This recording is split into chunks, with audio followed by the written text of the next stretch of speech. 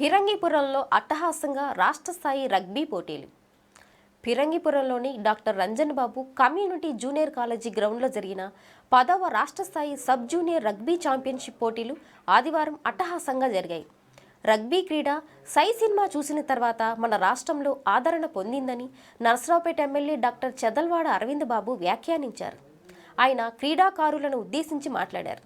క్రీడలో శారీరక శ్రమ వెరసి బలం వేగం ఉండటంతో అనతి కాలంలోనే ప్రాచుర్యంలోకి వస్తుందన్నారు. అటువంటి క్రీడకు మన రాష్ట్ర ప్రభుత్వం ప్రాధాన్యత కల్పిస్తుందన్నారు. నర్సరావుపేటలో కూడా రాష్ట్ర స్థాయి సీనియర్ రగ్బీ పోటీలు నిర్వహిస్తున్నట్లు తెలిపారు.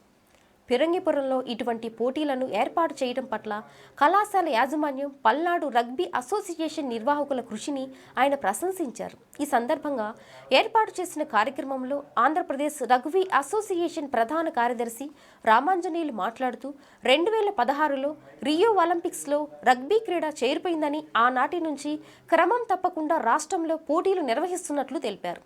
ఆంధ్రప్రదేశ్ స్పోర్ట్స్ అథారిటీలో ఈ క్రీడకు గుర్తింపు లభించిందన్నారు. అలాగే ఒలింపిక్ క్రీడ కావటంతో విద్యా ఉద్యోగ అవకాశాల్లో రగ్బీ క్రీడాకారులకు అవకాశాలు కల్పిస్తున్నట్లు తెలిపారు.